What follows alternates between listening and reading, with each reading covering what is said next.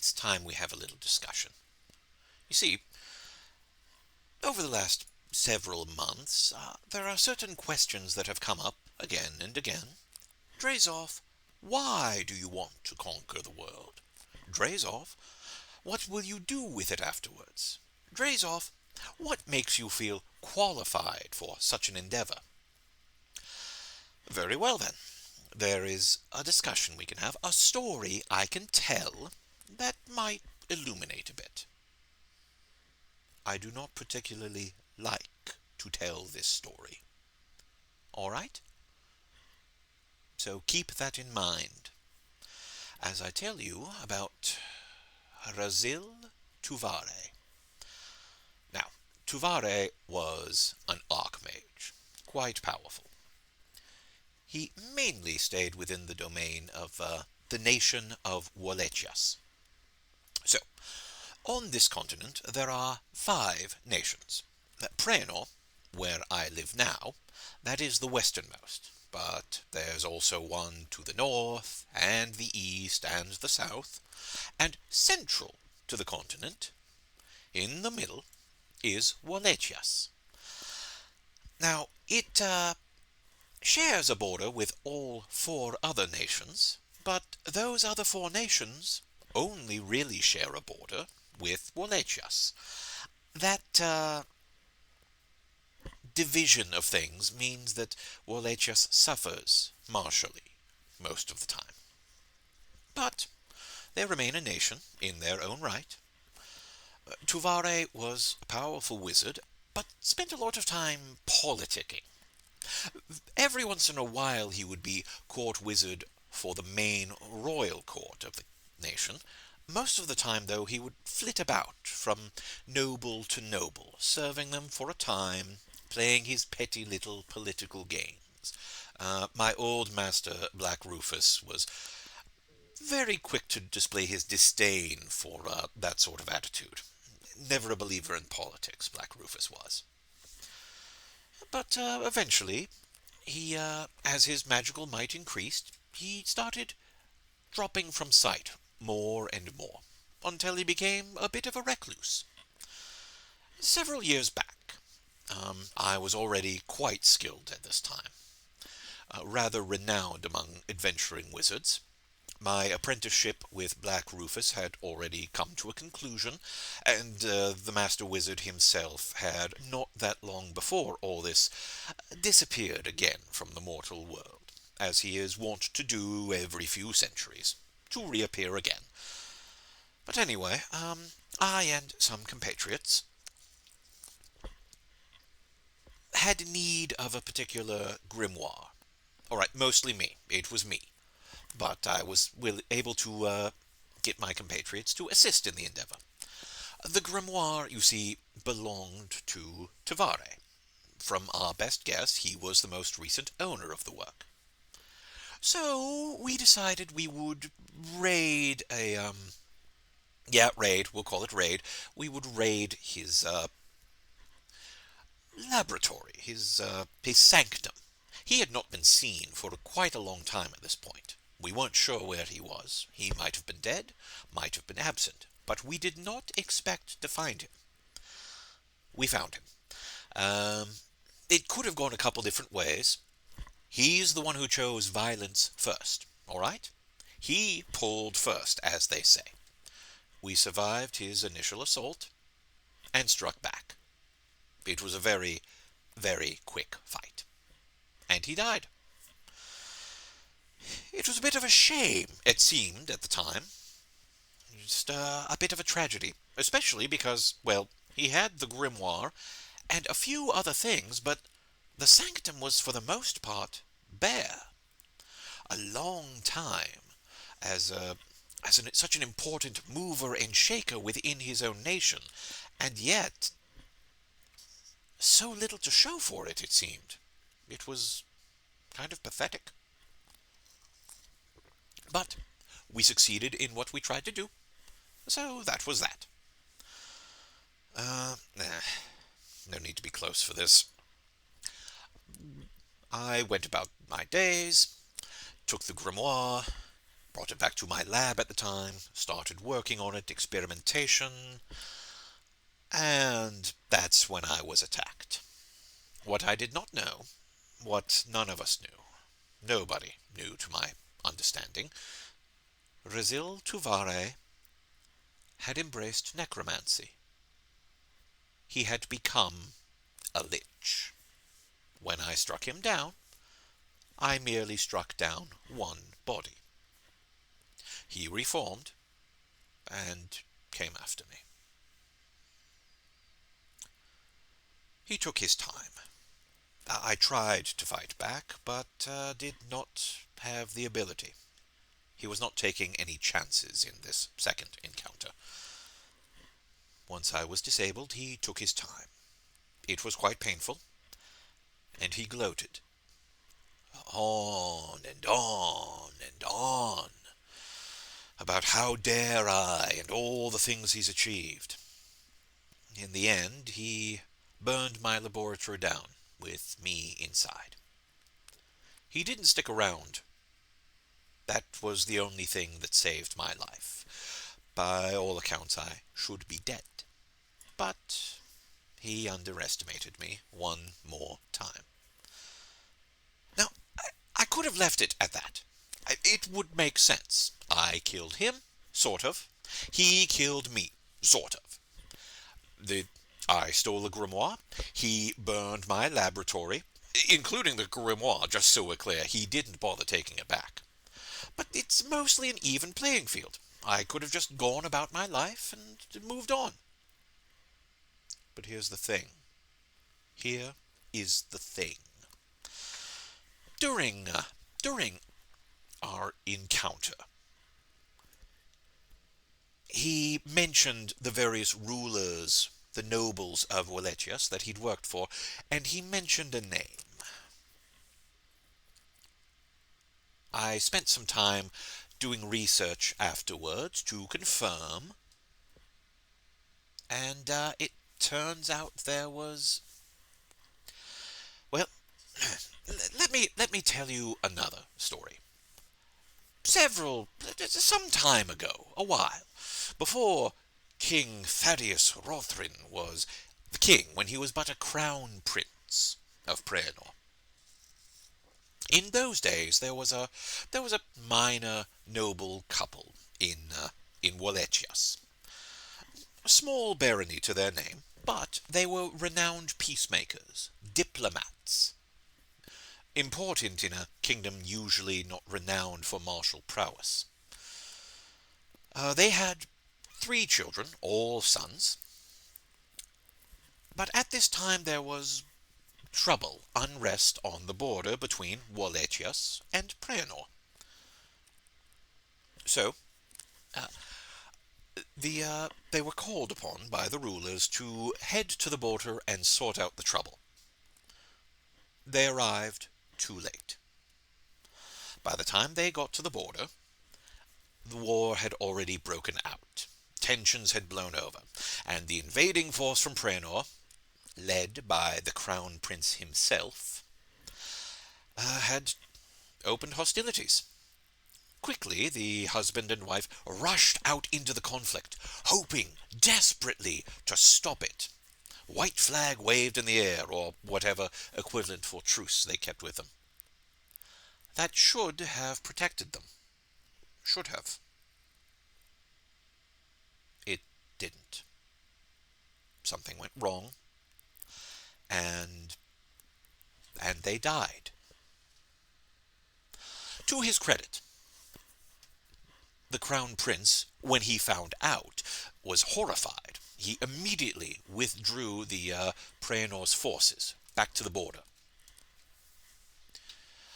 He immediately recommended that Praenor give all concessions to Walletius in this incident. His father shot that down, of course. Considered it a hot-headed, impulsive, overly romantic gesture. The prince learned better and changed. But that's not the end of the story, because the husband and wife left behind an estate and 3 children. The neighbors immediately started squabbling about who would get the property. The three children? A mere inconvenience. Some were in favor of simply becoming the guardians for them, in ruling basically that little bit of land in their stead. Others just wanted them wiped out of the way so it could simply be claimed by the sword. Somewhere in all of that, a noble ordered his court wizard to murder the children. A magical disease struck down the eldest two. They did not die quick. It took them some time to die. A counterspell was at some point done, and that is all that saved the life of the third child.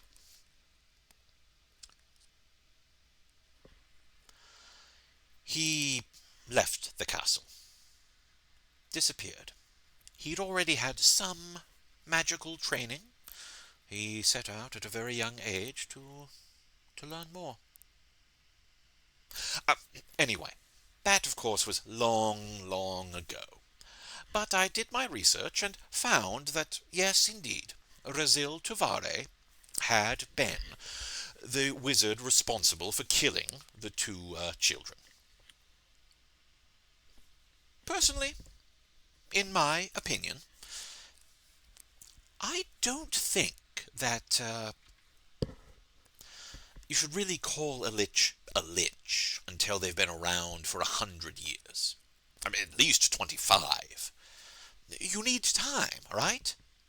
Time for your mortal memories to not have as much of an effect as you. Time for your grudges of those days to be outlived. And most importantly, time to find out if you're any good whatsoever at hiding those little bits of your soul that are oh so essential to your survival. I pointed out to my compatriots that he was a lich, that he would have vast stores of treasure spread across a vast amount of hidey holes and strongholds. When I say compatriots, I do not mean one adventuring party, mind you. I'm talking about a whole damn host of some of the most powerful figures of the time. I recruited all of them into this effort, which obviously was entirely about securing all of those resources. Revenge is a sucker's game.